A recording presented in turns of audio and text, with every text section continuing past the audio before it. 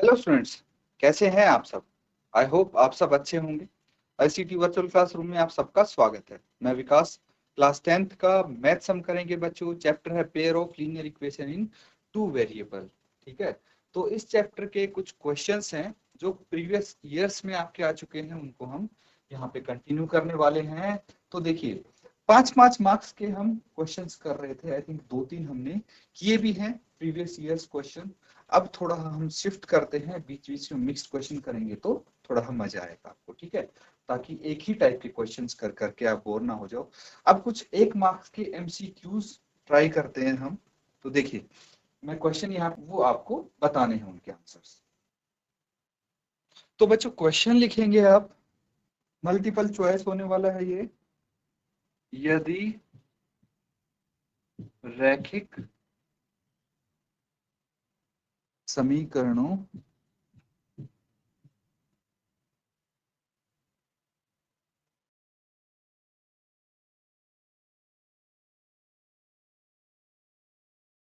का कोई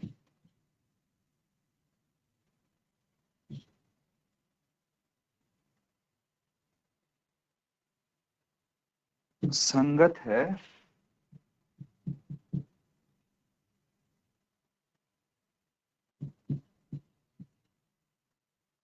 तो इसके आलेख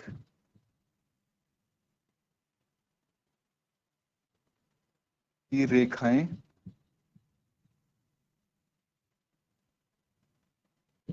होंगी। कैसी रेखाएं होंगी इसकी आलेख की, वो आपको बताना है। ठीक है बच्चों, ऑप्शंस दे देता हूं मैं, ऑप्शंस लिख लीजिए। ए समांतर,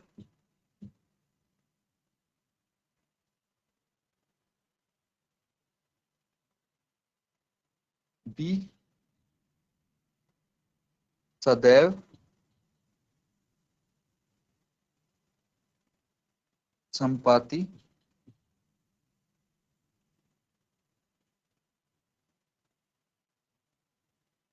सी प्रतिच्छेदी या संपाती।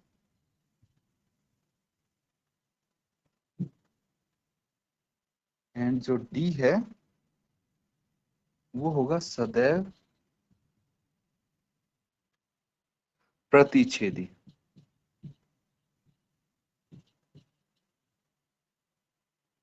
तो ये आपका 1 मार्क्स का एमसीक्यू होने वाला है। ठीक है, और ये आपके बेसिकली बुक का क्वेश्चन है। ठीक है, तो चलिए इसको सॉल्व करने की कोशिश कीजिए और बताइए क्या हो सकता है इसका आंसर, इन चारों में से कौन सा होगा।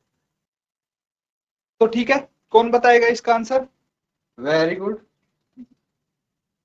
जीआईसी फरसादी, बहुत अच्छे। ठीक है बेटा, बताइए। चलिए पहले जीआईसी फरसादी से कोई भी एक बच्चा खड़ा हो जाए। माइक ले ले बेटा आप, कोई भी। Good morning sir. Good morning बेटा। सर थर्ड वाला, प्रतिच्छेदी या संपाती। थर्ड वाला, बहुत अच्छे, प्रतिच्छेदी या संपाती। क्या नाम बेटा आपका। सर अंशिका। ठीक है बेटा, अंशिका ये बताइए मुझे कि आपको ये थर्ड वाला सही क्यों लगा, क्या रीजन है। क्योंकि सर इसके ना हल भी हो सकते हैं अगर हम निकालना चाहेंगे। ठीक है, इसके हल हो सकते हैं। वेरी गुड, बिल्कुल सही बात है। ठीक है बेटा, बैठ जाइए आप। और कोई बच्चा। चलिए जीआईसी स्वादा से पूछते हैं। कोई भी बच्चा माइक लेके खड़ा हो जाए। कौन बताएगा। Good morning sir. Good morning sir. Good morning बेटा, गुड सब मॉर्निंग, वॉइस आ रही है। बताइए। सर सर ऑप्शन सी, प्रतिच्छेदी या ऑप्शंस, संपाती। ऐसा क्यों बेटा। मुझे बताइए संगत में कौन सी कैटेगरी है। कि जब सर रेखाएं प्रतिच्छेद करती है तो उनके सर हल भी होते हैं। वेरी गुड, जब रेखाएं, चल अच्छा ये बताइए मुझे, जब रेखाएं प्रतिच्छेद करती हैं, इंटरसेक्ट करती हैं, कितने हल होते हैं। सर एक हल। एक हल, वन सॉल्यूशन या फिर यूनिक सॉल्यूशन। बहुत अच्छा। और कौन बताएगा। चलिए ठीक है, बैठ जाइए आप। बहुत अच्छा, बिल्कुल आपने आंसर सी दिया है। I have noted down.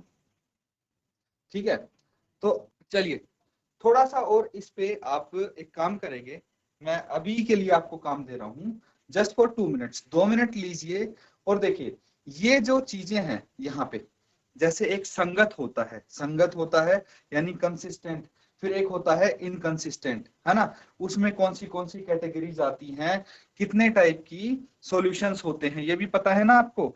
ये जैसे यूनिक सॉल्यूशन हो जाएगा जो आपकी प्रतिच्छेदी रेखाएं होंगी, इंटरसेक्टिंग होंगी। और कौन सी होती है रेखाएं, भाई एक पैरेलल भी आती है ना, तो उस केस में कितने सॉल्यूशन होंगे, और अगर आपकी कोइंसाइडिंग होंगी तो कितने सॉल्यूशन होंगे, है ना।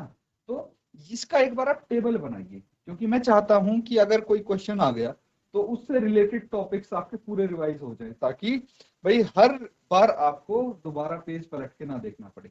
तो 2 मिनट लेके फटाफट इसका टेबल बनाइए। आई नो आंसर आपके ठीक है, कोई दिक्कत नहीं, लेकिन एक बार फिर भी सभी बच्चे इसको रिवाइज करके देखें।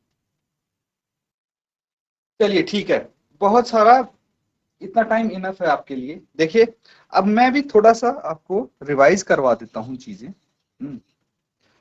तो पहली बात मैं बता दूं, जो आपने आंसर दिए हैं बिल्कुल करेक्ट है। रीजन क्या है, देखिए 2 टाइप की आपके समीकरण युग्म हो सकते हैं, एक तो संगत, ठीक है, एक असंगत होते हैं। असंगत यानी इनकंसिस्टेंट,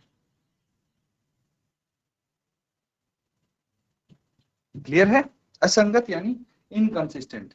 अब संगत में क्या होता है, एक तो होता है जब रेखाएं प्रतिच्छेद करती हैं, ठीक है, प्रतिच्छेदी रेखाएं होती हैं। और दूसरा ये तब होता है जब रेखाएं समपाती हों, ठीक है, जब रेखाएं समपाती हों। समपाती का मतलब है कि एक दूसरे के ऊपर कोइंसाइड करें, ठीक है, कोइंसाइड, समझ गए ना, एक दूसरे के ऊपर आए। इस केस में क्या होगा, देखिए ये तो हो गया इंटरसेक्टिंग और ये हो गया कोइंसाइडिंग। तो दोनों ही केस में हमारे जो समीकरण युग्म होंगे वो कैसे होंगे, संगत होंगे, कंसिस्टेंट होंगे। भाई इनकंसिस्टेंट किस केस में होंगे, ये होंगे जब हमारी रेखाएं पैरेलल होंगी, ठीक है, समांतर होंगी। कैसी होंगी, समांतर होंगी। अब आपके सामने घुमा फिरा के कैसे ही क्वेश्चन आ जाए, अगर आपके ये बेसिक क्लियर हैं तो आपको कोई दिक्कत नहीं होगी। अब इसमें एक चीज और आती है बच्चों, देखिए संगत तब होती है जब या तो आपका वन सॉल्यूशन हो या फिर मोर देन वन सॉल्यूशन हो, है ना, इनफाइनाइटली मैनी सॉल्यूशन, बहुत सारे सॉल्यूशन, मतलब कम से कम सॉल्यूशन होगा, तब होगी कंसिस्टेंट। और अगर नो सॉल्यूशन होगा, कोई सॉल्यूशन निकलेगा ही नहीं, क्यों, क्योंकि भाई यहाँ पे इंटरसेक्ट तो करती ही नहीं ये दोनों लाइंस, जब इंटरसेक्ट नहीं करेंगी तो हल कहां से निकलेगा, इसीलिए ये इनकंसिस्टेंट हो जाएंगी। ये क्लियर है बच्चों। अब यहाँ पे जो आपका स्टैंडर्ड फॉर्म होती है किसकी, जो समीकरणों की स्टैंडर्ड फॉर्म होती है कौन सी, a1x plus b1 x plus c1 is equal to 0। फिर दूसरा जो समीकरण हो गया वो a2x plus b2y plus c2 is equal to 0, ये आ जाती हैं। तो उनको हम कंपेयर भी करते हैं ना। तो जब वन सॉल्यूशन होगा तो किस तरह से कंपेयर करेंगे वो चीज भी आपको पता होनी चाहिए। अभी के लिए इतना ठीक है और आपका आंसर सही है बिल्कुल, या तो प्रतिच्छेदी होनी चाहिए या संपाती होनी चाहिए रेखा। क्लियर है बच्चों, तो इसको नोट डाउन कर लीजिए। अब एक क्वेश्चन और लिखिए फटाफट, यदि समीकरण युग्म 6x minus 3y plus 10 is equal to 0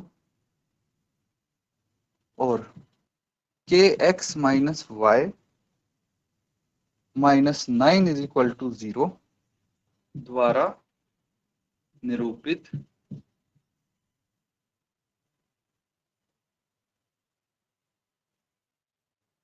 रेखाएं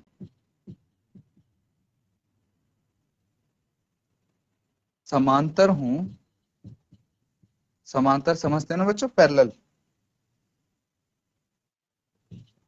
तो k का मान होगा, ऑप्शंस लिख लीजिए, 1, बी में 2, सी हो गया 3 और डी हो गया 6। इनमें से क्या होगा के का मान, वो बताना है आपको। और ये भी आपका जो क्वेश्चन है 2019 में आया था, 1 अंक के लिए। ठीक है, जल्दी से बताइए इसका आंसर। ठीक है बेटा, आया किसी का आंसर?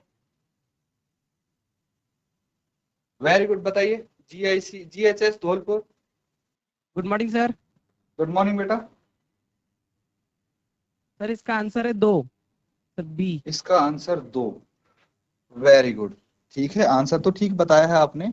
मेरे को बस एक बारी जो आपने कंपेयर किया है ना, जिससे इसकी वैल्यू निकाली है, वो बता दीजिए कि समांतर जब रेखाएं होती हैं तो क्या कंडीशन होती है।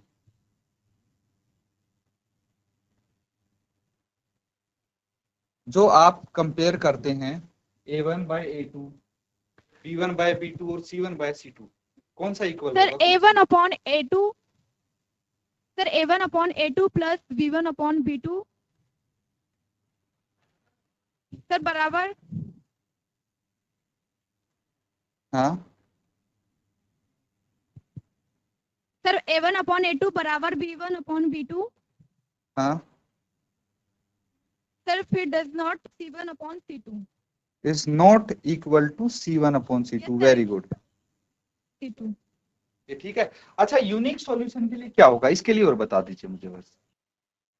अगर एक हल हो, यूनिक सॉल्यूशन मतलब अगर एक हल होता है या प्रतिच्छेदी रेखाएं होती हैं, तो उस केस में कैसे कंपेयर करेंगे इनको? सर क्या दोबारा बोलो? देखिए, जैसे समांतर रेखाएं हैं तो ये कंडीशन होती है, इस तरीके से हम कंपेयर Yes, कर sir. सकते हैं। लेकिन अगर यूनिक सॉल्यूशन हो, ठीक है, या फिर आप बोल सकते हैं इंटरसेक्टिंग लाइंस हो, तो उस केस में कैसे कंपेयर करेंगे इनको? A1/A2, B1/B2 और C1/C2 क्या होगा? सर X1 प्लस V1 बराबर नहीं, C1। आपको ये बताना है कि इनमें से कौन से इक्वल होंगे। जैसे यहाँ पे A1/A2 इक्वल है B1/B2 के और इक्वल नहीं है C1/C2 के, इस केस में क्या होगा? सर समझ में नहीं आया ये वाला। चलिए ठीक है, कोई बात नहीं, बैठ जाइए, मैं बता देता हूँ Okay, sir. आपको। देखिए, Okay, sir. यहां से आपको वैल्यू बतानी है, ठीक है, के का मान निकालना है। आपने कैसे निकाला कि भाई A1/A2, A1A2, B1B2, C1C2 की वैल्यू रखी है ना। तो इसी तरह से अगर यूनिक सॉल्यूशन होता है तो A1/A2 is not equal to B1/B2, है कि नहीं? और वहीं पे देखिए, एक तो यूनिक सॉल्यूशन या फिर इंटरसेक्टिंग लाइन आ गई, एक आ जाती है समपाती रेखाएं, उसके लिए क्या होगा ये भी बता दीजिए। तो समपाती रेखाएं के लिए क्या होगा? A1/A2 is equal to B1/B2 is equal to C1/C2। तो अगर ये तीनों इक्वल होंगे तो आपकी रेखाएं कैसे होंगी? समपाती या फिर कोइंसाइडिंग। और सॉल्यूशन क्या होंगे? Infinitely many solution. यहां से क्या पता लगता है कि रेखाएं समांतर हैं और आपके जो सॉल्यूशन है वो नो सॉल्यूशन होगा, कोई हल नहीं आएगा। और यहां से क्या पता लगेगा कि अगर A1/A2 इक्वल नहीं है B1/B2 के, तो सिर्फ एक सॉल्यूशन आएगा, यूनिक सॉल्यूशन आएगा। क्लियर है बच्चों? ये चीज भी आपको पता होनी चाहिए। अब देखिए, आंसर आपका ठीक है, कैसे निकाला मैं बता देता हूं, बाकी सब बच्चे भी ध्यान देंगे। जो इसका स्टैंडर्ड फॉर्म होता है ना, तो यहाँ पे आपके पास समीकरण युग्म है। क्या क्या समीकरण है? 6x - 3y + 10 = 0 और है kx - y - 9 = 0। तो यहाँ पे हम एक काम करेंगे, A1 कितना है और A2 कितना है, B1 और B2, C1 और C2 हमें पता होगा। कहां से देखेंगे हम? यहां से निकाल के रख लेंगे। A1 कितना हो गया? 6 हो गया। A2 कितना हो गया? K हो गया। B1 कितना हो गया? -3 हो गया। B2 कितना हो गया? -y हो गया। C1 कितना हो गया? 10, -9। ठीक है, अब अगर जो रेखाएं हैं वो समांतर हैं, इन्होंने बता दिया, क्यों? क्योंकि हमें k की वैल्यू नहीं पता, तो a1 by a2 is equal to b1 by b2, समांतर के केस में तो यही होगा, is not equal to c1 by c2।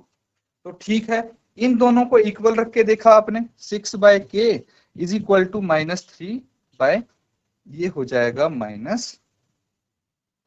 ठीक है, -1। तो अब क्या करना है, माइनस से माइनस कट गया, k राइट हैंड साइड जाएगा और 3 लेफ्ट हैंड साइड आ जाएगा, तो 6 by 3 is equal to k, इससे काट देंगे, k इज इक्वल टू 2 आ जाएगा। That will be your answer. तो बी आंसर ठीक है। क्लियर है बच्चों? इसको आप नोट डाउन कर लीजिए। अब हम एक और क्वेश्चन करेंगे, अगर इसमें किसी को डाउट है पूछ सकते हैं बच्चों आप। चलिए फटाफट हम अगला सवाल कर लेते हैं। देखिए एक क्वेश्चन है आपके सामने, क्वेश्चन बहुत सिंपल है। यहाँ पे क्या बोला गया, बेंगलुरु के एक बस स्टैंड से यदि हम 2 टिकट मल्लेश्वरम के लिए तथा 3 टिकट यशवंतपुर के खरीदें तो कुल लागत 46 रुपए है। टोटल किराया जो आपको देना पड़ेगा 46 रुपए देना पड़ेगा। मतलब 2 जगह जाना है, ठीक है, 2 अलग अलग स्टैंड हैं, स्टॉप हैं, तो मल्लेश्वरम के लिए 2 टिकट अगर खरीदते हैं और जो 3 लोग हैं उनको यशवंतपुर जाना है, वो 3 टिकट वहां के लिए खरीदते हैं, तो कुल जो टोटल सब मिला के किराया देना पड़ेगा वो 46 रुपए है। परंतु यदि हम 3 टिकट मल्लेश्वरम के और 5 टिकट यशवंतपुर के खरीदें तो कुल लागत 74 है, कुल किराया 74 रुपए है। बस स्टैंड से मल्लेश्वरम का किराया तथा बस स्टैंड से यशवंतपुर का किराया ज्ञात कीजिए। ये किराया आपको बताना है, 2013 में ये आया था और ये 5 मार्क्स के लिए है, 5 अंक के लिए है। फटाफट सॉल्व करेंगे, जिसका आंसर आ जाएगा हाथ खड़ा करके आंसर बता देंगे बच्चों। तो बच्चों किसका आंसर आया है? जिसका भी आंसर आ गया है आंसर बता दीजिए आप। चलिए तब तक मैं स्टेटमेंट्स लिख लेता हूं, है ना। तो हम यहाँ पे क्या मान सकते हैं बच्चों, देखिए जो पूछा गया है क्या, बस स्टैंड से मल्लेश्वरम का किराया, तो उसको हम x मान लेते हैं। माना बस स्टैंड से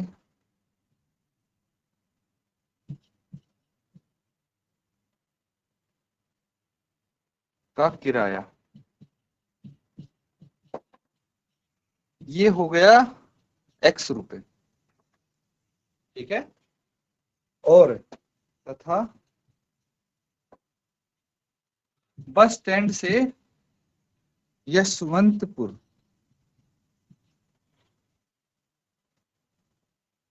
इसको मान लिया हमने y रुपए, ठीक है। इसका आंसर बताना है, तो जिस भी बच्चे का आंसर आ गया हो हैंड रेज कर लीजिए आप। GHS धौलपुर, GIC फरसादी, क्या आया किसी का आंसर? अभी नहीं आया। चलिए फटाफट इसको सॉल्व कर लीजिए।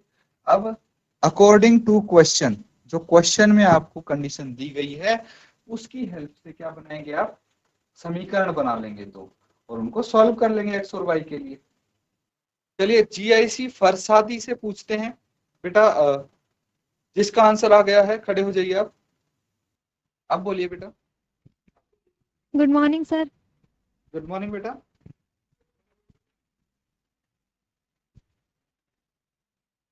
क्या आंसर आया आपका? सर x बराबर 8 ठीक है, और y बराबर 10। y बराबर 10। वेरी गुड, ठीक है, बैठ जाइए बेटा।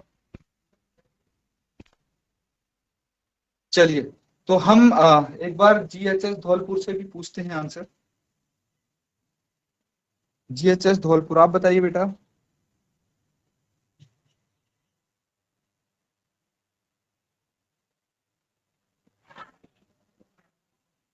Good morning sir. Good morning बेटा। सर हमारा भी यही आंसर आया, सेम आंसर, x बराबर 8 एंड y बराबर 10। अच्छा, तो आपने एंड में आंसर किस तरह से लिखा? सीधा ऐसे लिख दिया x बराबर 8 y बराबर 10, या कोई और तरीका था? नो सर, पहले हमने सॉल्व किया, समीकरण बनाया उसके बाद। ठीक है, तो लास्ट में जो आंसर लिखा आपने ऐसे लिखा x बराबर 8, या फिर आपने लिखा कि बस स्टैंड से मल्लेश्वरम का किराया 8 रुपए यस है? सर, ऐसे लिखा बस स्टैंड। यस सर, ऐसे करके लिखा। ठीक है, ठीक है, बहुत अच्छे। मुझे ये और बताइए बेटा, कौन सा मेथड आपने यूज किया है इसमें? समीकरण को सॉल्व करने के लिए सर कौन सा विलोपन मेथड? विधि। विलोपन विधि। वेरी गुड, बहुत अच्छा, वेरी गुड चॉइस बेटा। बैठ जाइए, बहुत अच्छी बात है। देखिए, जैसे जैसे आप प्रैक्टिस कर रहे हैं, मैं देख पा रहा हूं कि आपकी चॉइसेस भी अच्छी होती जा रही हैं। 3 तरीके हैं, ठीक है, तीनों तरीके में से कोई भी यूज कर सकते हैं। अविलोपन विधि ना यूज करके आप दूसरी विधि यूज कर सकते थे, सब्स्टिट्यूशन, प्रतिस्थापन जो होती है। लेकिन आपको क्वेश्चन देख के पता लग जा रहा है ना कि हाँ, इसमें विलोपन विधि यूज करेंगे तो ज्यादा इजी होगा। कैसे? देखिए, मैं बता देता हूं आपको इसके समीकरण कैसे बने हैं हमारे जिस बच्चे को, जिसके समीकरण नहीं बने हैं। क्योंकि देखिए, सबसे मुश्किल काम क्या होता है इसमें? समीकरण बनाना ही होता है।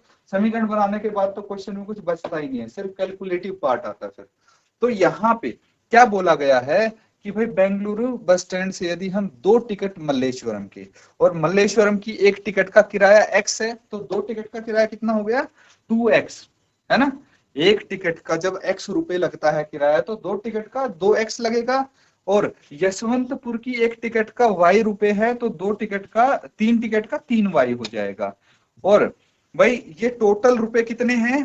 टोटल रुपए 46 लगे हैं हमारे। तो ये समीकरण 1 हो गया। उसके बाद दूसरा बोला गया है कि यदि 3 टिकट मल्लेश्वरम के हैं, तो एक टिकट का किराया x है, तो 3 का 3x हो गया, प्लस यशवंतपुर के 5 हैं, तो 5y, टोटल रुपए कितने लगे? 74। तो ये 74 ये आ गया आपका।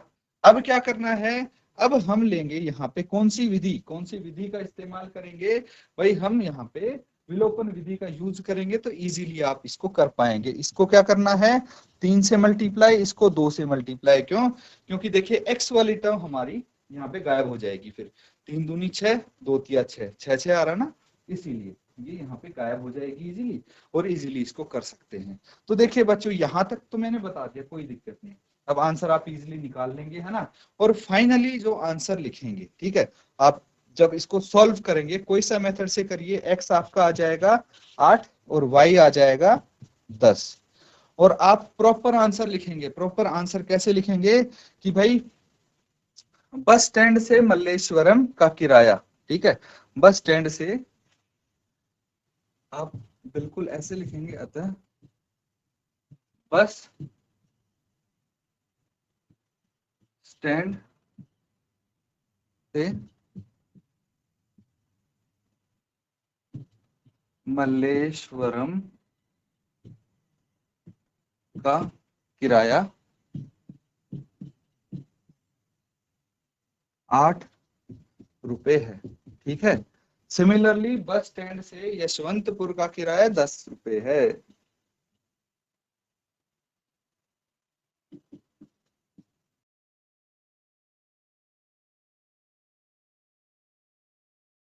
यशवंतपुर आ जाएगा ये।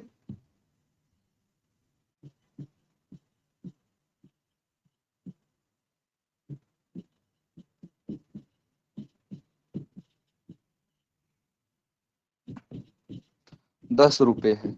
ये मैंने इसलिए लिखा है ताकि सब बच्चों को पता लग जाए कि आंसर इसी तरह लिखना है। देखिए, हो सकता है कि भाई 99% बच्चे, मतलब सभी के सभी बच्चे बिल्कुल ऐसे ही लिख रहे हो, बहुत अच्छी बात है। लेकिन मैं नहीं चाहता कि कोई एक भी बच्चा ऐसे ना लिखे।